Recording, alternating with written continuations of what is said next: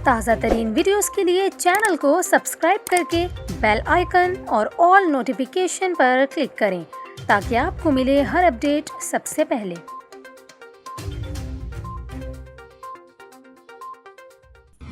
और अभी आपको बताएं, कराची के मुख्तलिफ इलाकों में बारिश से मौसम खुशगवार हो गया है। शहर के मुख्तलिफ इलाकों में गरज चमक के साथ तेज़ बारिश हुई। गुलिस्तान जौहर, मॉडल कॉलोनी, स्टार गेट, शारा फैसल और मलीर समेत मुख्तलिफ इलाकों से बारिश की इतलात हैं। इस दौरान आसमानी बिजली की वीडियोस भी सोशल मीडिया पर गर्दिश कर रही हैं। बारिश के बाद जल थल एक हो गया और आज सुबह से जो गर्मी की शिद्दत थी उसमें भी कमी आई है।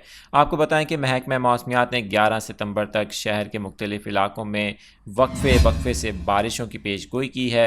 इस दौरान आपको बताएं कि सिंध के मुख्तलिफ शहरों में भी बारिश का इम्कान है। इससे कबल सिंध के कई इलाकों से भी बारिश की इतलात मिली हैं। ख़ासतौर पर अगर हैदराबाद की बात करें तो वहाँ भी काफ़ी तेज़ बारिश हुई है और आसमानी बिजली की वीडियोस भी सोशल मीडिया पर देखी जा सकती हैं। कल भी कराची में मज़ीद बारिश की पेशगोई की गई है।